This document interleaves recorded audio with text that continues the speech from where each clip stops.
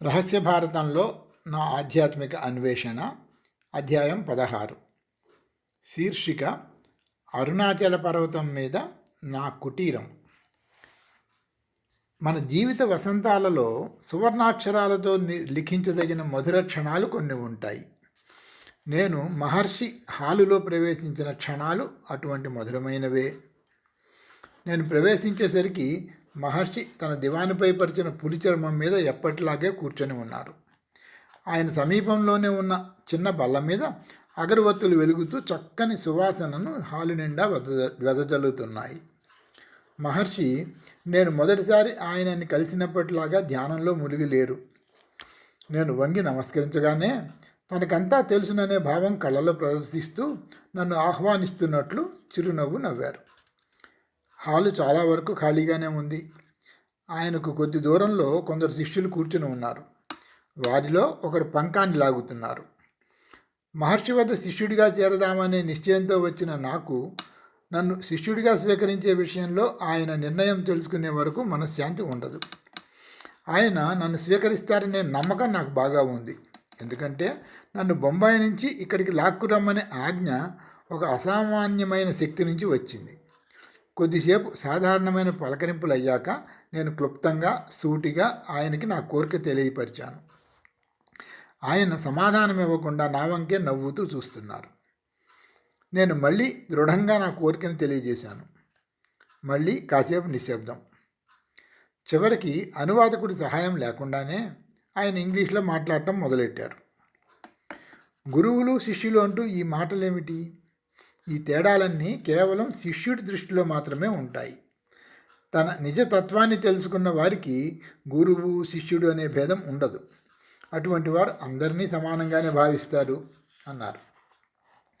నేను ఇక్కడికి వచ్చే ముందే నా రాకకి మహర్షి పెద్దగా ప్రాముఖ్యం ఇవ్వకపోవచ్చు అనే విషయం నాకు తెలుసు.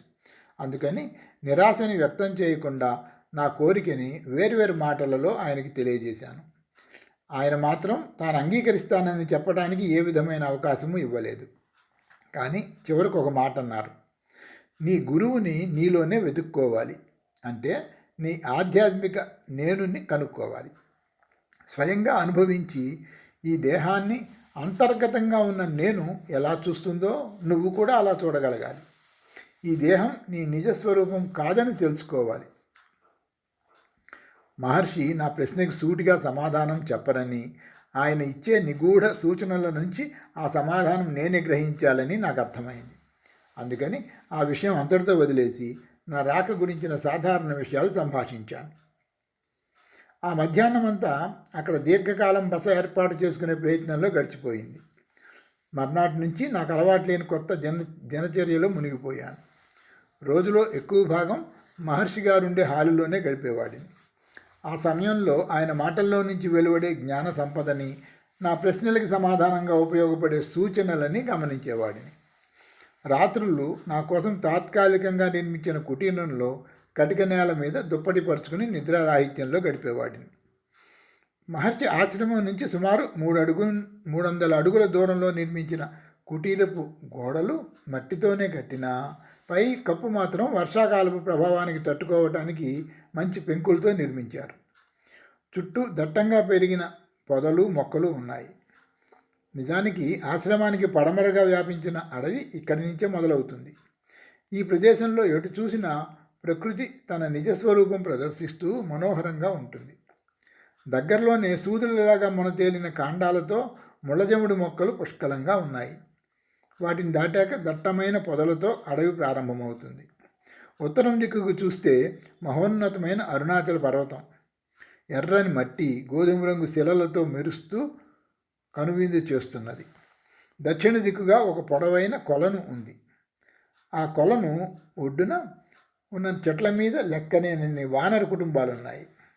నేను కుటీరం కోసం ఈ ప్రదేశాన్ని ఎంచుకోవటానికి ఈ అందమైన కొలనే ముఖ్య కారణం. ప్రతిరోజు ఏమీ మార్పు లేకుండా ముందు రోజులాగానే గడిచిపోయేది. తెల్లవారకుండానే లేచి చుట్టూ ఉన్న అడవిని చూస్తూ కూర్చునేవాడిని. తరువాత కొలంలోకి దిగి స్నానం చేసేటప్పుడు పాముల్ని బెదరగొట్టడానికి వీలైనంత శబ్దం చేస్తూ ఉండేవాడిని. ఆ తరువాత బట్టలు మార్చుకుని సిద్ధమయ్యేవాడిని. ఈలోపు నేను సేవకుడిగా నియమించుకున్న రాజు అనే కుర్రాడు టీ తయారుగా ఉన్నదని పిలిచేవాడు. 3 కప్పుల చక్కని టీని తృప్తిగా తాగేవాడిని. ఈ రాజు నా దగ్గర కొన్ని ఇంగ్లీష్ మాటలు నేర్చుకున్నాడు. నేను చెప్పిన పనులన్నీ శ్రద్ధగా చేయటం, నా ఆహారానికి పనికి వచ్చే వస్తువులను దగ్గరలోని పట్టణం నుంచి ఏరి తీసుకురావటం, ఏమీ పని లేనప్పుడు నేను పిలిచినప్పుడల్లా పలకటానికి మహర్షి హాలు ముందే నిశ్శబ్దంగా కూర్చోవటం, ఇవి అతని విధులు. కానీ పాశ్చాత్యులకి కావలసిన విధంగా వంట చేయటం మాత్రం అతనికి ఇంకా పట్టుబడలేదు. అందుకని కొన్నాళ్ళయ్యాక అతనిని పక్కకు పెట్టి నేనే వండుకోవడం మొదలెట్టాను. అది రోజుకు ఒక్కసారి మాత్రమే. నాకు ఆనందము ఓపిక ఇచ్చే మూల పదార్థం మాత్రం టీ ఒక్కటే. స్థానికులైన ద్రవిడ జాతికి చెందిన ఈ రాజు నల్లటి మెరుస్తున్న శరీరంతో నేను వంట చేస్తుంటే ఆశ్చర్యంగా చూసేవాడు. ఉదయం అల్పాహారం చేశాక దారిలో ఉన్న గులాబీ తోటలో నుంచి వచ్చే సుగంధాన్ని ఆస్వాదిస్తూ ఆశ్రమం వరకు వెళ్ళేవాడిని. తరువాత పక్కనే ఉన్న కొబ్బరి తోటలో చెట్ల కింద కూర్చుని విశ్రాంతి తీసుకునేవాడిని. సూర్యుడు తన ప్రతాపం చూపించటానికి ముందే ఈ తోటలలో తిరుగుతూ పచ్చని మొక్కలను చూస్తూ వాటి పువ్వుల సుగంధాన్ని ఆనందించటం ఒక మధురమైన అనుభవం అని చెప్పక తప్పదు.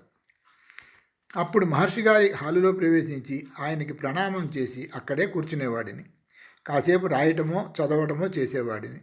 అది కాకపోతే అక్కడ ఉన్న ఒకరిద్దరితో మాట్లాడేవాడిని, లేదా అవకాశం దొరికితే మహర్షితో మాట్లాడేవాడిని. ఇవేవీ కాకపోతే మహర్షి సూచించిన విధంగా ధ్యానం చేస్తూ ఉండేవాడిని. ఏ పని చేస్తున్నా కానీ క్రమంగా ఆ ఆశ్రమ ప్రదేశంలోని వాతావరణ వైశిష్ట్యము, నా అంతరాంతరాల్లోకి చొచ్చుకుపోతున్న కరుణా తరంగాల ప్రభావము నాకు అనుభవంలోకి వస్తున్నాయి. మహర్షి సమీపంలో కొద్దిసేపు గడపడం వలన నాలో ఏర్పడుతున్న ప్రశాంతత నా మనసు మీద ప్రగాఢమైన ముద్ర వేస్తున్నది. జాగ్రత్తగా పరిశీలించి విశ్లేషించి చూస్తే మహర్షి సన్నిధిలోకి వెళ్ళినప్పుడల్లా ఆ ప్రభావం నా మీద పడుతున్నదనే స్థిర నిశ్చయానికి వచ్చాను. ఆ ప్రభావం బాహ్య దృష్టికి గోచరించదు, కానీ నేను ఆ ప్రభావానికి లోనవుతున్న మాట మాత్రం నిజం.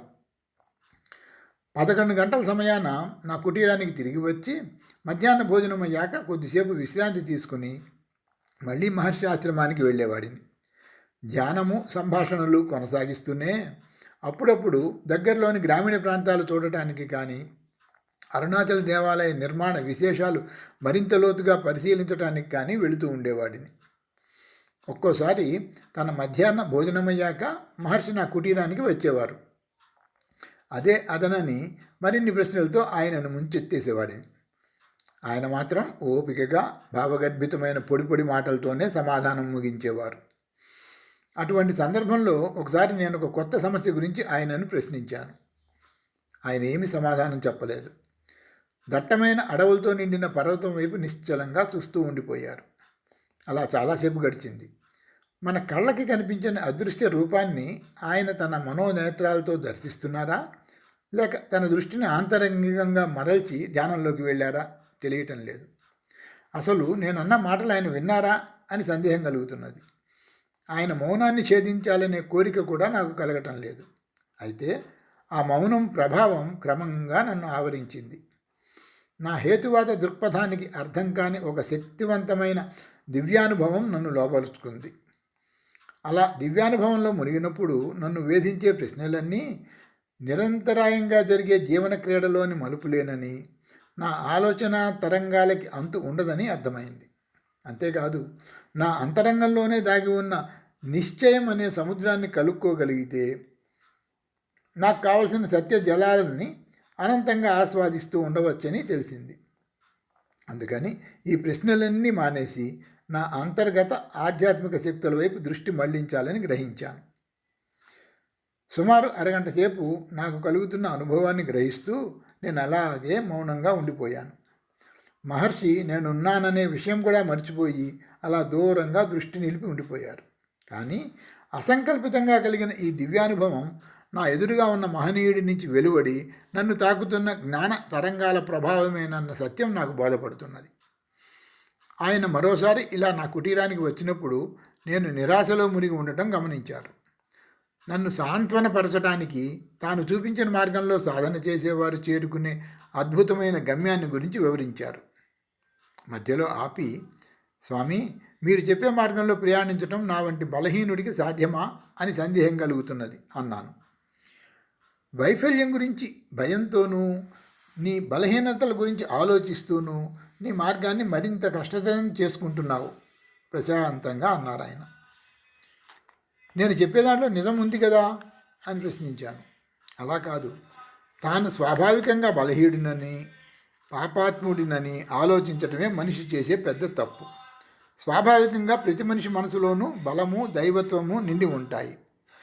బలహీనంగానూ పాపమయంగానూ ఉండేవి అతని ఆలోచనలు, అలవాట్లు, కోరికలు మాత్రమే, కానీ ఆ మనిషి కాదు అన్నారు మహర్షి.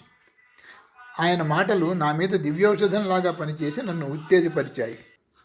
మరో వ్యక్తి ఎవరైనా ఇవే మాటలు చెప్పి ఉంటే నేను వారితో విభేదించి వాగ్వివాదం మొదలెట్టేవాడిని.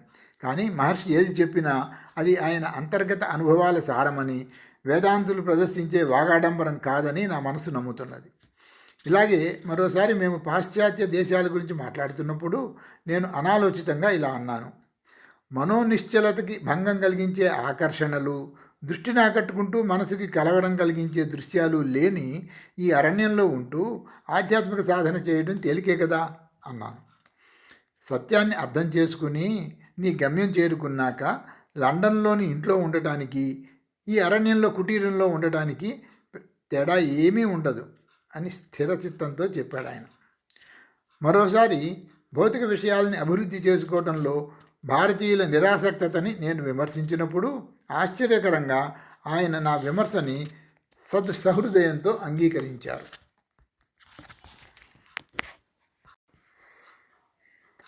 అది నిజమే, మేము వెనకబడి ఉన్నామన్న మాట వాస్తవం. కానీ మాకు కోరికలు చాలా తక్కువ. మా సమాజం అభివృద్ధి చెందాల్సిన ఆవశ్యకత ఉంది. కానీ మీ పాశ్చాత్యుల కంటే చాలా తక్కువ సౌకర్యాలతోనే మేము తృప్తి పడతాం. అందుకని వెనకబడి ఉన్నంత మాత్రాన మేము సంతోషంగా లేమని అర్థం కాదు నర్మగర్భంగా అన్నారు ఆయన. మహర్షి ఇంత అద్భుతమైన ఉన్నత శక్తి దృక్పథము ఎలా సాధించారు? కొంతవరకు ఆయన ముఖతః, కొంతవరకు ఆయన శిష్యుల ద్వారా విని ఆయన జీవితాన్ని గురించి నేను తెలుసుకున్నది ఇది. ఈ దేశంలోని అతిపెద్ద దేవాలయాలలో ఒకటి దక్షిణ భారతదేశంలోని మదురైలో ఉంది. ఆ నగరానికి 30 మైళ్ళ దూరంలోని ఒక గ్రామంలో 1879లో మహర్షి జన్మించారు. సదాచార బ్రాహ్మణ వంశానికి చెంది న్యాయ సంబంధమైన వృత్తిలో ఉన్న ఆయన తండ్రి దయార్ద్ర హృదయుడు. బీదవారికి అభాగ్యులకు తిండి బట్ట విరివిగా సాయం చేసేవాడు. బాలుడైన రమణులు తన విద్యాభ్యాసం కోసం మదురై వెళ్ళి అక్కడ మిషనరీలు నడిపే ఒక పాఠశాలలో చేరి ఇంగ్లీషు విద్య అభ్యసించాడు. ఆయన మొదట్లో ఆటలలో అమితాసక్తి కనబరిచేవాడు. కుస్తీలు పట్టడం, ఈత ఆయనకి మరీ ఇష్టం. మత విషయాలన్నా తత్వశాస్త్రమన్నా ప్రత్యేకాభిమానం ఉండేది కాదు. అప్పటి వరకు ఆయనలో గమనించిన ప్రత్యేకత ఏమన్నా ఉంటే అది ఆయనకి నిద్రలో నడిచే అలవాటు. రెండోది, నిద్రలోకి చేరుకున్నాడంటే ఆయనని లేపడం అసాధ్యం. దృఢమైన శరీరంతో బాక్సింగ్లో ఎప్పుడూ పైచేయి సాధించే ఆయనకి ఉన్న ఈ 2 అలవాట్లు తెలుసుకున్న సహాధ్యాయులు అప్పుడప్పుడు రాత్రిపూట గాఢ నిద్రలో ఉన్న ఆయనని మైదానంలోకి నడిపించుకు వెళ్ళి ఆయనపై పిడిగుద్దులు కురిపించి తమకున్న కసి తీర్చుకొని మళ్ళీ తెచ్చి ఇంట్లో పడుకోబెట్టేవారట. ఆయనకి మాత్రం తెల్లవారు లేచినప్పుడు ఇవేవీ గుర్తుండేవి కావు. నిద్ర గురించి తెలిసిన మానసిక శాస్త్రజ్ఞులు ఈ గాఢ నిద్ర అనే లక్షణం ఆయనలో అంతర్గతంగా ఉన్న మార్మిక ప్రకృతికి సూచన అని అంగీకరిస్తారనుకుంటాను. ఒకసారి మదురైకి వచ్చిన ఆయన బంధువు ఒకరు తాను అప్పుడే అరుణాచలం యాత్ర చేసి వస్తున్నానని చెప్పారు. అరుణాచలం అనే పేరు వినగానే రమణులలో ఏదో తిప్పలేని దివ్యానుభూతి కలిగింది. ఆ అరుణాచలం ఎక్కడ ఉన్నదో తెలుసుకున్నప్పటి నుంచి ఆ దేవాలయం గురించిన ఆలోచనలు ఆయనను వదలలేదు. దేశంలో ఇన్ని దేవాలయాలుండగా ఒక్క అరుణాచలం మాత్రమే ఎందుకని తనలో ఇంత ఉత్తేజం కలిగిస్తున్నదో ఆయనకి అర్థం కాలేదు. మిషన్ స్కూలులో చదువు సాగిస్తూ ఆయన తెలివైన వాడిగా పేరు సంపాదించినప్పటికీ చదువుల మీద ఆసక్తి చూపించలేదు. అయితే ఆయనకి 17 సంవత్సరాల వయసప్పుడు జరిగిన ఒక అనుకోని సంఘటన ఆయన జీవిత గమనాన్ని మార్చివేసింది. అకస్మాత్తుగా ఆయన స్కూల్కి వెళ్ళడం మానేశాడు. చదువు మీద ధ్యాస వదిలేశాడు. ఆ సంఘటన గురించి తన ఉపాధ్యాయులకి బంధువులకి ఎవరికీ చెప్పలేదు. భవిష్యత్తులో తన లౌకిక వ్యవహారాలన్నింటి మీద ప్రభావం చూపే ఈ పని ఎందుకు చేశాడు? దానికి సమాధానం ఇతరులకి అర్థం కాకపోయినా ఆయనకి మాత్రం స్పష్టంగా తెలుసు. మానవులందరికీ పాఠాలు నేర్పే జీవితం ఆయనకి ఒక నూతన గమ్యాన్ని నిర్దేశించింది. ఆయన స్కూలు మానేయటానికి 6 వారాల ముందు కలిగిన ఒక వింత అనుభవం ఈ మార్పుకి కారణమైంది. ఒకరోజు రమణులు ఒంటరిగా తన గదిలో కూర్చున్నప్పుడు మరణం గురించిన అకారణమైన భయం ఆయనను ఆవరించింది. శరీరం ఆరోగ్యంగానే ఉన్నా తాను త్వరలోనే మరణించబోతున్నానని ఆయనకి అనిపించింది. మరణం సంభవించడానికి కారణం ఏమీ లేదు, అందుకని అది ఒక మానసిక భావన మాత్రమే. అయినా కూడా ఆయన రాబోయే మరణాన్ని ఎదుర్కోవటానికి సిద్ధపడ్డారు. మరణానుభూతిని గురించి ఆయన తన భావాలను ఈ విధంగా వివరించారు. నేల మీద పడుకుని నా అవయవాలన్నీ చలనరహితంగా ఉంచి నోరు కళ్ళు మూసుకొని క్రమంగా శ్వాసించడం కూడా ఆపేశాను. ఇప్పుడు నా శరీరం మరణించింది. దీనిని శ్మశానానికి తీసుకెళ్తారు. అక్కడ ఇది బూడిద అవుతుంది. కానీ ఈ దేహంతో పాటు నేను మరణించినట్లేనా? అంటే ఈ శరీరమే నేనా? ఈ శరీరం ఇప్పుడు నిశ్శబ్దంగా చలనం లేకుండా పడి ఉంది. అయినా నేను మాత్రం ఈ శరీరంతో సంబంధం లేకుండా చైతన్యంతో ఉన్నాను కదా అని ఆలోచించసాగాను.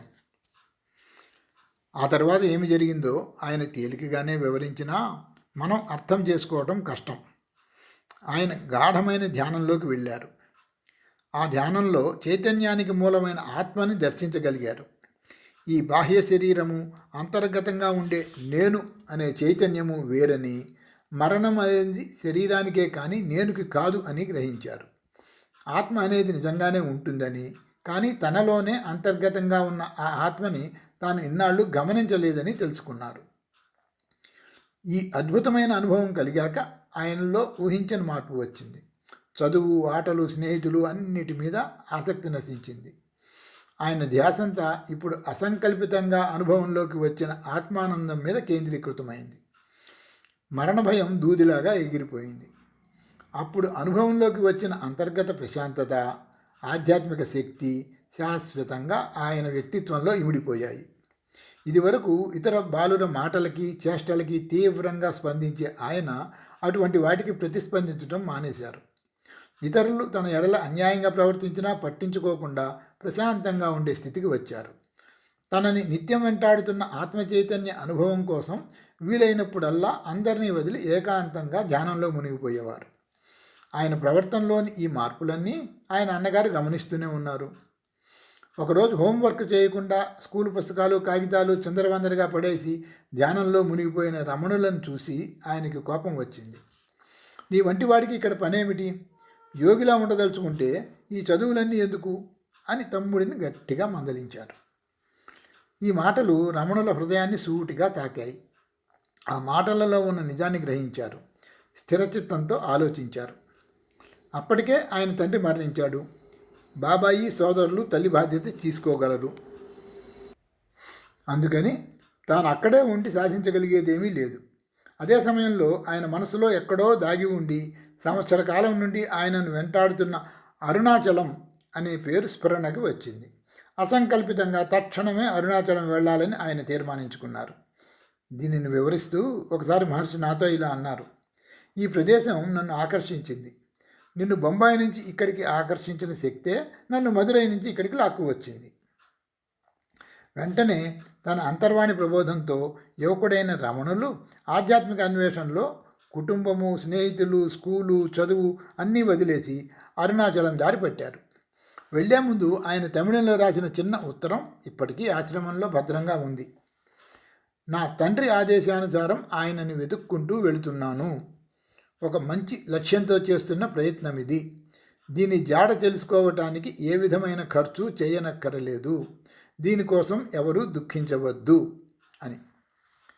ఆ విధంగా జేబులో 3 రూపాయలతో బాహ్య ప్రపంచం గురించి ఏ విధమైన అవగాహన లేకుండా ఆయన తన యాత్ర మొదలెట్టారు. ఆ యాత్రలో జరిగిన కొన్ని అద్భుత విషయాలు ఒక అదృశ్య శక్తి ఆయనను కాపాడుతూ దారి చూపుతూ వచ్చిందనే విషయాన్ని స్పష్టం చేస్తాయి. చివరికి తన గమ్యమైన అరుణాచలం చేరేసరికి ఆయన చేతిలో చిల్లిగవ్వ కూడా లేదు. పైగా అంతా కొత్త ప్రదేశం. అయినా కూడా తనదంటూ ఏమీ మిగుల్చుకోకుండా సర్వము త్యజించాలనే వైరాగ్యం ఆయనని దహించి వేస్తోంది. అందుకని తనదనేది ఏమీ మిగుల్చుకోకుండా దిగంబరంగా అరుణాచల ఆలయంలో కూర్చుని ధ్యానం ప్రారంభించారు. ఆలయ పూజారి ఒకరు ఈ దృశ్యం చూసి భరించలేక రమణులను కోపడ్డారు. అయినా ఆయనలో చలనం లేదు. ఇది చూసి మిగిలిన పూజారులందరూ వచ్చి బలవంతం చేస్తే చివరికి ఒక గోచి మాత్రం ధరించడానికి అంగీకరించారు. అప్పటి నుంచి ఈరోజు వరకు ఆయన ధరించేది ఒక కౌపీనం మాత్రమే. రమణులు 6 నెలల పాటు ఎక్కడికి వెళ్లకుండా అరుణాచలేశ్వరాలయంలో వివిధ ప్రదేశాలలో ధ్యానం చేసుకుంటూ గడిపారు. ఆయన ప్రవర్తన చూసి చలించిన ఒక పూజారి తెచ్చి ఇచ్చే ప్రసాదం మాత్రమే తీసుకునేవారు. రోజంతా తీవ్ర ధ్యానంలో మునిగి ఉండే ఆయనకి చుట్టూ ఉన్న ప్రపంచం గురించిన స్పృహే ఉండేది కాదు. కొందరు మహమ్మదీయ యువకులు ఆయన మీద బురద జల్లి వెళ్ళినప్పుడు కూడా కొన్ని గంటల తర్వాత ధ్యానం ఆపే వరకు ఆయనకు ఆ విషయమే తెలియదు. ఆయన మనసులో వారి మీద ఏమీ కోపం కలగలేదు. ఆలయంలోకి నిరంతరంగా వచ్చే భక్తులు, యాత్రికుల వల్ల ఆయనకి తాను కోరుకునే ఏకాంతం లభించేది కాదు. అందుకని ఆలయాన్ని వదిలిపెట్టి పట్టణానికి కొద్ది దూరంలో ఒక ఏకాంత ప్రదేశంలో ఉండే చిన్న గుడిలో ప్రశాంతంగా ధ్యానం చేసుకునేవారు. అక్కడ సుమారు 1.5 సంవత్సరం ఉన్నారు. ఆ గుడికి వచ్చే భక్తులు ఇచ్చే ఆహారంతో తృప్తి పడేవారు. ఆ సమయంలో ఆయన ఎవ్వరితోనూ మాట్లాడకుండా మౌనం పాటించేవారు. నిజానికి అరుణాచలం చేరిన 3 సంవత్సరాల వరకు ఆయన తన నోరు విప్పి మాట్లాడలేదు. ఆయన మౌనవ్రతం పెట్టుకోలేదు. కానీ తన యావత్ శక్తిని ఆధ్యాత్మిక చింతనకే వినియోగించాలనే నిశ్చయమే దీనికి కారణం. ఆయన తన ఆధ్యాత్మిక లక్ష్యం చేరుకున్నాక ఈ విధంగా మౌనం అవలంబించాల్సిన అవసరం లేకపోయింది. అయినా తరువాతి రోజులలో కూడా ఆయన చాలా తక్కువగానే మాట్లాడేవారు. తానెవరన్న విషయం ఆయన రహస్యంగానే ఉంచినా ఇంటిని వదిలిన 2 సంవత్సరాల తర్వాత ఆయన అరుణాచలంలో ఉన్న సంగతి తల్లికి తెలిసింది. ఆవిడ తన పెద్ద కుమారుడితో కలిసి అరుణాచలం వచ్చి ఇంటికి తిరిగి వచ్చేయమని కన్నీటితో రమణులను ప్రాధేయపడింది. అయినా ఆయన చెలించలేదు. కొడుకు తనను నిర్లక్ష్యం చేస్తున్నాడంటూ ఆవిడ కోప్పడ్డది. అప్పుడు ఆయన ఒక కాగితం మీద మానవులందరి జీవితాలని నియంత్రించే మహోన్నత శక్తి వేరే ఉన్నదని, అందుకని ఆమె ఏమి చేసినా తన నిర్ణయం మారదని రాసి చూపించారు. పరిస్థితి అర్థం చేసుకుని బాధపడటం మానేయమనే సలహా ఇచ్చారు. చివరికి ఆవిడ ఆయన మొండి పట్టుదల ముందు తలవంచక తప్పలేదు.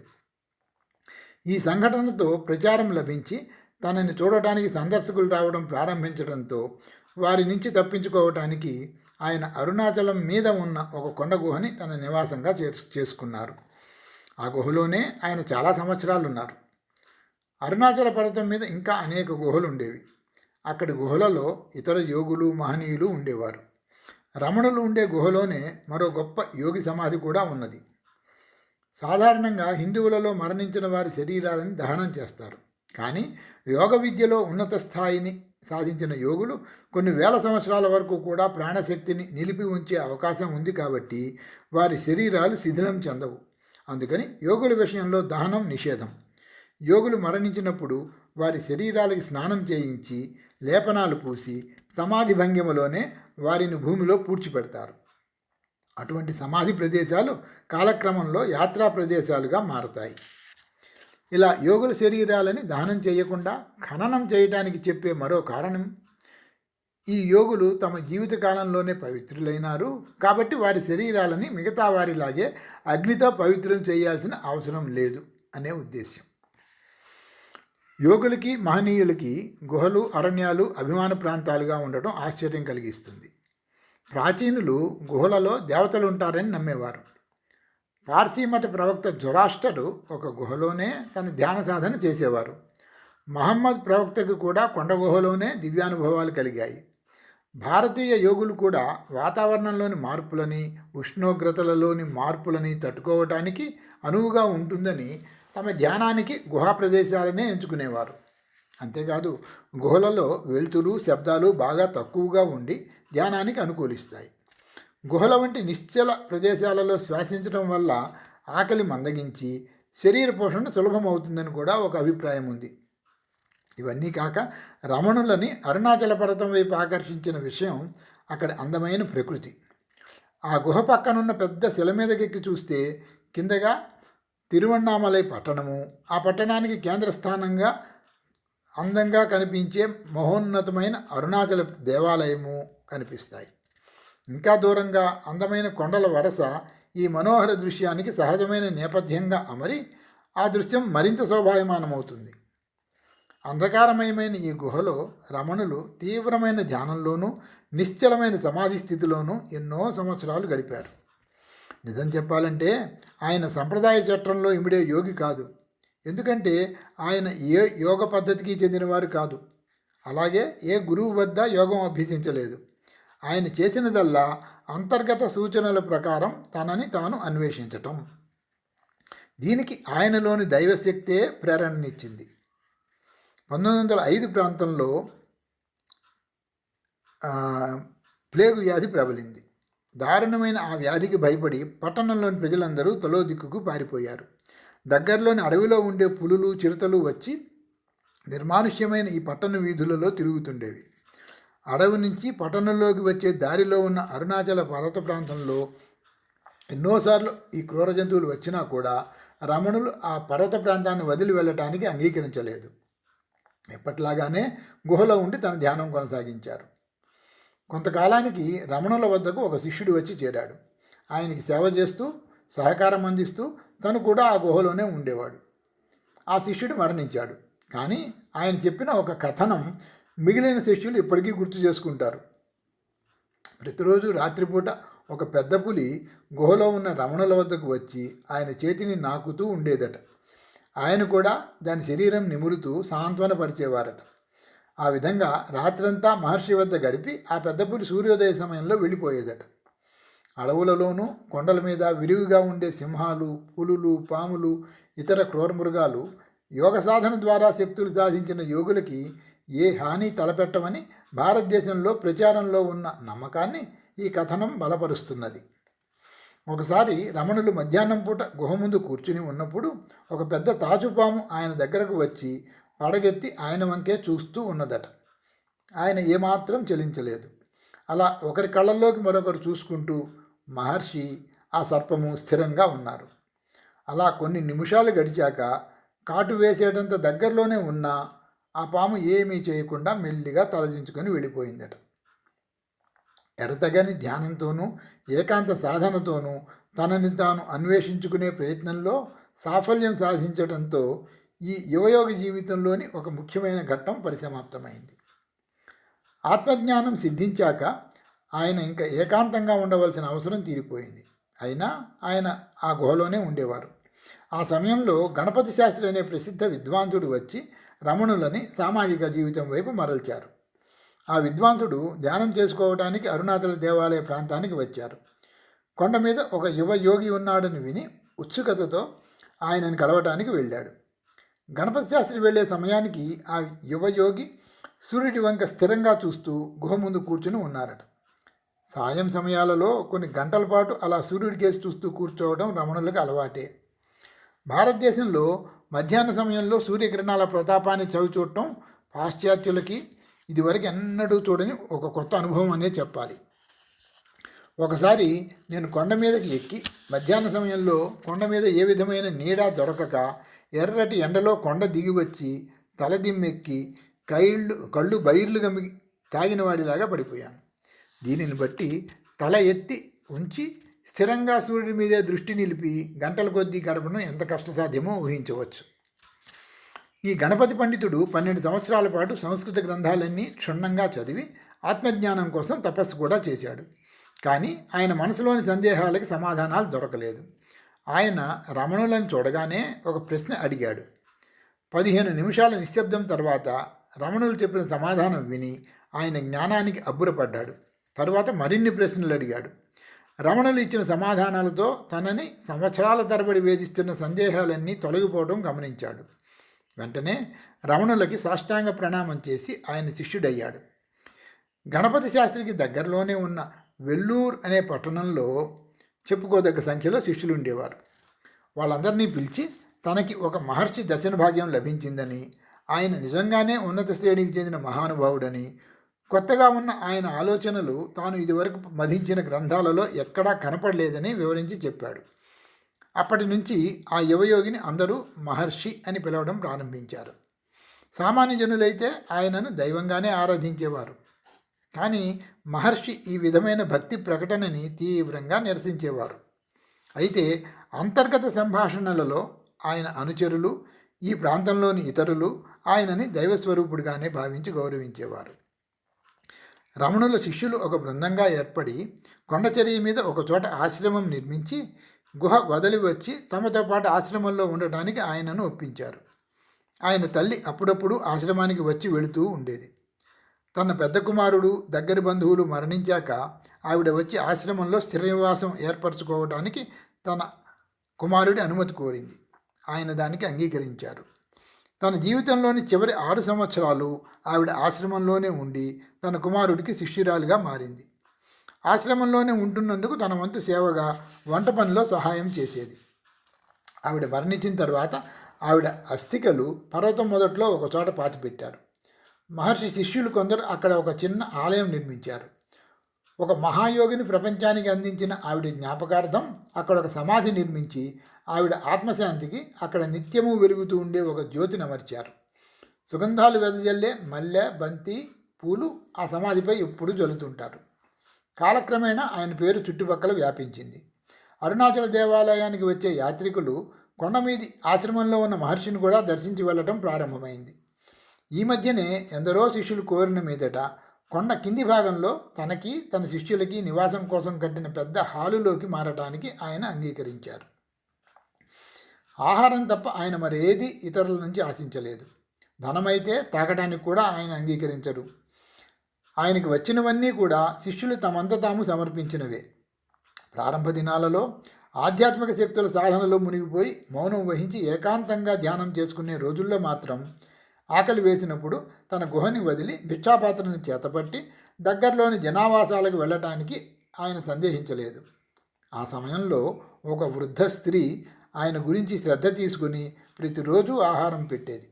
తరువాత తనే ఆయన కోసం గుహ వద్దకే ఆహారం తీసుకువచ్చేది. ఆయన భగవంతునిపై భారం వేసి తన మధ్యతరగతి జీవితాన్ని వదిలి వచ్చినందుకు చింతించాల్సిన పని లేకుండా వసతి, ఆహారము ఈ విధంగా అమిరాయి. ఆ తరువాత చాలామంది ఆయనకి అన్ని రకాల కానుకలు సమర్పించేవారు. ఆయన అవన్నీ తిరస్కరించేవారు. కొంతకాలం కిందట ఒక దొంగల గుంపు దాడి చేసి ఆశ్రమం అంతా వెతికినా వారికి దొరికింది కొన్ని రూపాయలు మాత్రమే. అది కూడా వంట సామాను కొనే బాధ్యత తీసుకున్న పెద్ద మనిషి వద్ద ఉన్న సొమ్ము. దీంతో కోపించిన ఆ దొంగలు పెద్ద పెద్ద కర్రలతో మహర్షి శరీరంపై కొట్టారు. ఆయన ఆ దెబ్బలన్నీ శాంతంగా భరించడమే కాక ఆ దొంగలు వెళ్ళిపోయేటప్పుడు ఆహారం తీసుకుని వెళ్ళమనే ఆయనే వారికి స్వయంగా ఆహారం అందించారు. ఆయన హృదయంలో వారి గురించి ఏ వ్యతిరేక భావము కలగలేదు. వారు ఏ ఆటంకం లేకుండా స్వేచ్ఛగా వెళ్ళిపోవడానికి కూడా ఆయన సహకరించారు. కానీ వారి దురదృష్టం, 1 సంవత్సరం తర్వాత మరో చోట ఇదే విధంగా దోపిడీ చేసే సమయంలో పట్టుబడినప్పుడు వారికి కఠిన శిక్షలు విధించారు. పాశ్చాత్యులలో కొంతమందికి మహర్షి ఈ విధంగా తన జీవితాన్ని వ్యర్థం చేసుకుంటున్నారని అనిపించవచ్చు. కానీ కొంతమంది అయినా ఈ విధంగా విడిగా కూర్చుని నిరంతర వ్యాపకాలతో సతమతమయ్యే మన ప్రపంచాన్ని జాగ్రత్తగా గమనించడమే మంచిదని అనిపిస్తుంది. అలా దూరంగా ఉండి చూసేవారికే లోక వ్యవహారం బాగా అర్థమై సత్యం బోధపడుతుంది. మరో విధంగా ఆలోచిస్తే ఈ లోకంలో అల్ప విషయాలకే తలకిందులయ్యే మూఢుల కంటే ప్రపంచాన్ని తన పాదాక్రాంతం చేసుకుని అరణ్యంలో ధ్యానం చేసుకుంటూ కాలం గడిపే యోగి అన్ని విధాలా అధికుడనే చెప్పాలి.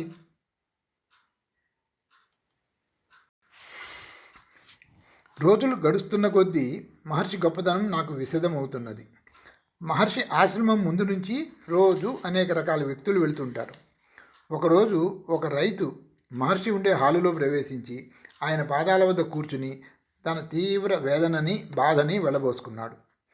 అలవాటు ప్రకారం మహర్షి అతనికి ఏమీ సమాధానం ఇవ్వలేదు. నిజం చెప్పాలంటే రోజు మొత్తం మీద ఆయన మాట్లాడే మాటలు తేలిగ్గా లెక్కపట్టవచ్చు. బాధాతప్తుడైన ఆ రైతు వంకే ఆయన నిశ్శబ్దంగా చూస్తూ ఉండిపోయారు. ఆ రైతు వేదన, అరుపులు క్రమంగా తగ్గుముఖం పట్టాయి. 2 గంటల తర్వాత అతడు సామాన్య స్థితిలోకి వచ్చి అక్కడి నుంచి వెళ్ళిపోయాడు. బాధ నుంచి విముక్తి చేసే తరంగాలని నిశ్శబ్దంగా స్థిరంగా బాధితుల హృదయాల్లోకి ప్రసరింపజేసి సహాయం చేయటం మహర్షి అనుసరించే పద్ధతి అని నాకు అవగతమవుతున్నది. అయితే టెలిపతి వంటి ఈ పద్ధతిని విజ్ఞాన శాస్త్రం అంగీకరించి ఎప్పటికైనా దీనికి సమాధానం కనుక్కోవాల్సి ఉంటుంది. మహర్షి ఎవరితోనైనా సంభాషిస్తారో లేదో చెప్పడం కష్టం. చాలాసార్లు పెదవి విప్పకుండానే ఆయన సంభాషణ ధారాళంగా సాగిపోతుంది. అంతు లేకుండా తనని వేధిస్తున్న ప్రశ్నలకి సమాధానం వెతుక్కుంటూ ఒక రోజున బాగా చదువుకున్న ఒక బ్రాహ్మణ యువకుడు ఆశ్రమానికి వచ్చాడు. ఆ యువకుడు మహర్షి నుంచి వచ్చిన క్లుప్తమైన అర్థవంతమైన సమాధానాలతో తృప్తిపడి తిరిగి వెళ్ళిపోయాడు. మరోసారి శిష్యులు సందర్శకులతో హాలు నిండి ఉన్నప్పుడు ఎవరో వచ్చి తిరువణ్ణామలై పట్టణంలో బాగా దుర్మార్గుడిగా పేరు తెచ్చుకున్న ఒక వ్యక్తి మరణించాడని చెప్పారు. కాసేపు ఆ వ్యక్తి అక్రమాల గురించి దుష్ట ప్రవర్తన గురించి అక్కడ ఉన్న వారిలో చర్చ సాగింది. అందరూ మాట్లాడి అంతా సద్దుమణిగాక అప్పటి వరకు మౌనంగా ఉన్న మహర్షి మెల్లిగా ఇలా అన్నారు: అతడు దుర్మార్గుడనే మాట నిజమే, కానీ ఆ మనిషి రోజుకి 2-3 సార్లు స్నానం చేసేవాడు, ఎప్పుడూ చాలా పరిశుభ్రంగా ఉండేవాడు అన్నారు. ఒక రైతు అతని కుటుంబము మహర్షిని కలిసి ఆశీర్వాదం తీసుకుందామని 100 మైళ్ళ దూరం నుంచి వచ్చారు. ఆ రైతు నిరక్షరాస్యుడు. తన దైనిక జీవితము పాత చేదస్తాలు తప్ప మరేమీ తెలియదు. అరుణాచల పర్వత పాదం వద్ద భగవంతుడే ఒక మనిషి రూపంలో ఉన్నాడని ఎవరో చెబితే విని ఇంత దూరం వచ్చాడు. మహర్షి ముందు 3 సార్లు సాష్టాంగ ప్రణామం చేసి నిశ్శబ్దంగా కూర్చున్నాడు. ఇంత దూరం వచ్చినందుకు భగవంతుని ఆశీర్వాదమో అదృష్టమో దక్కుతుందని ఆశిస్తున్నాడు. అతని భార్య కూడా మంచి పట్టు వస్త్రాలు ధరించి సువాసన వెదజల్లే తైలం తలకి రాసుకుని వచ్చి అతని పక్కనే కూర్చుంది. ఆమెతో పాటే తల నిండా పువ్వులు పెట్టుకుని గజ్జెల చప్పుడు చేసుకుంటూ ముద్దుగా కనిపిస్తూ ఆమె కుమార్తె కూడా వచ్చింది. ఆ కుటుంబ సభ్యులంతా అలా కొన్ని గంటల సేపు నిశ్శబ్దంగా తదేక ధ్యానంతో మహర్షి వంకే చూస్తూ గడిపారు. ఆయన దర్శనమే వారికి కావలసిన ఆధ్యాత్మిక ప్రశాంతతని మనోధైర్యాన్ని ప్రసాదించి వారికి ఆయన మీదున్న భక్తి గౌరవాలని ద్విగుణీకృతం చేసినట్లుంది. యేసుక్రీస్తుని కృష్ణ పరమాత్మని సమంగానే గౌరవించే మహర్షి తన వద్దకు వచ్చే వారందరి ఎడల ఒకే విధంగా ప్రవర్తిస్తుంటారు. ఈ హాలులోనే నా పక్కనే కూర్చున్న 75 సంవత్సరాల వృద్ధుడు ఒక్క పలుకు నోట్లో వేసుకుని తన చేతిలో ఉన్న సంస్కృత గ్రంథాన్ని ఏకాగ్రతతో చదువుతున్నాడు. ఆయన మద్రాసు సమీపంలోని ఒక ఊరిలో రైల్వే స్టేషన్ మాస్టర్గా చాలా సంవత్సరాలు పనిచేశాడు. 60 సంవత్సరాలకు రిటైర్ అయ్యాక అతని భార్య చనిపోయింది. ఆ తర్వాత 14 సంవత్సరాల పాటు సద్గురువు అన్వేషణలో దేశమంతా 3 సార్లు చుట్టి వచ్చాడు. ఎందరో యోగులని మహనీయులని కలిశాడు. కానీ ఆయనకి నచ్చిన గురువు దొరకలేదు. మేము ఒకసారి కలిసి చాలాసేపు మాట్లాడుకున్నాక తన వైఫల్యాన్ని నిరాశని వ్యక్తం చేస్తూ బాధపడ్డాడు. ఆయనని సముదాయించడానికి నేను నాకు తోచిన సలహా ఇచ్చాను. అకస్మాత్తుగా ఆయన నన్ను గురువుగా స్వీకరిస్తానన్నాడు. నేను ఆయనను వారించి మీకు త్వరలోనే మంచి గురువు లభిస్తారని చెప్పి మహర్షి వద్దకు పంపించాను. కొద్ది కాలంలోనే ఆయనకి మహర్షి మీద గురి కుదిరి ఆయనకి శిష్యుడయ్యాడు. హాలులో పట్టుబట్టలు కళ్ళజోడు ధరించి ధనికుడిలా కనిపించే మరో పెద్ద మనిషి సెలవుల్లో మహర్షిని కలిసి వెళ్ళటానికి వచ్చిన ఒక జడ్జి గారు. మహర్షి మీద ఎంతో భక్తి భావాలున్న ఆయన సంవత్సరానికి ఒకసారైనా వచ్చి మహర్షి దర్శనం చేసుకుని వెళ్తారు. ఉన్నత విద్యాభ్యాసం చేసి సంస్కారవంతుడైన ఈ జడ్జి గారు ప్రస్తుతం తమిళ దేశం నుంచి వచ్చిన సరైన బట్టలు కూడా లేని బీదవారి మధ్యలో ఏ సంకోచము లేకుండా కూర్చున్నాడు. భిన్నమైన నేపథ్యంలోంచి వచ్చిన వీరంతా కుల వర్గభేదాలు మర్చిపోయి మహర్షి వద్దకు చేరటం చూస్తుంటే పూర్వకాలంలో రాజులు చక్రవర్తులు తమ ఆడంబరాలన్నిటినీ పక్కకు పెట్టి ఎంతో దూరం ప్రయాణించి అరణ్యాలలో ఉండే ఋషుల వద్దకి సత్యాన్వేషణ కోసం వెళ్ళటం గుర్తుకు వస్తున్నది. ఒక యువతి చక్కగా ముస్తాబు చేసిన తన బిడ్డని తీసుకుని వచ్చి మహర్షి ముందు సాగిలబడి నమస్కారం చేసి అక్కడ సాగుతున్న గంభీరమైన చర్చను వింటూ కూర్చున్నది. హిందూ స్త్రీలు వంట గృహకృత్యాలు తప్ప చదువుకి ఎక్కువ ప్రాధాన్యం ఇవ్వరు. కానీ గొప్ప యోగుల సమక్షంలో ఉన్న సంగతి ఆమె గ్రహించి ఆ సందర్భానికి అనుగుణంగా నిశ్శబ్దంగా కూర్చుంది. సంధ్యా సమయంలో హాలులో సామూహిక ధ్యానం జరుగుతున్నది. మహర్షి ఆ సమయానికి ఏ విధమైన సూచన లేకుండానే తనకు అలవాటైన తీవ్ర ధ్యానంలోకి వెళ్తున్నారు. అంతే, ఆయన ఇంద్రియాలన్నీ బాహ్య ప్రపంచంతో తాత్కాలికంగా సంబంధం కోల్పోతాయి. ఆయన సాన్నిహిత్యంలో నేను కూడా ఈ విధంగా ధ్యానం చేస్తూ ఆలోచనలని అంతర్ముఖంగా కేంద్రీకరించడం సాధన చేస్తున్నాను. మనం కూడా అంతర్ముఖంగా జాగృతులమైతే తప్ప మానసిక చైతన్యంతో ప్రకాశించే ఆయన ఆధ్యాత్మిక తేజస్సుని గ్రహించలేము. ఇలా మౌనంగా ధ్యానం చేసే సమయంలో ఆయన నా మనస్సుని తనలోకి ఆకర్షిస్తున్నారని నాకు అనుభవం అవుతున్నది. ఆ సందర్భాలలో ఆ మహనీయుడి భాషణలో కంటే ఆయన మౌనంలోనే ఎక్కువ ప్రభావం ఉన్నదని అర్థమవుతున్నది. శబ్దపరంగాను దృశ్యపరంగాను ఏ విధమైన వ్యక్తీకరణ లేని ఈయన ప్రశాంత వర్తన ఎదుటివారిపై తీవ్ర ప్రభావం చూపిస్తుంది. ఆయన చూపించే ఈ ప్రభావం ఎంత తీవ్రమైనదంటే ఆయన ఎంత అసంబద్ధమైన ఆదేశం ఇచ్చినా కూడా నేను తక్షణమే దానిని ఆచరిస్తాననటంలో సందేహం లేదు. ఇంత ప్రభావశీలత ఉన్నా కూడా మహర్షి తన శిష్యులలో ఎవరిని శృంఖలాబద్ధులని చేయకుండా వారికి సంపూర్ణ స్వేచ్ఛనిస్తారు.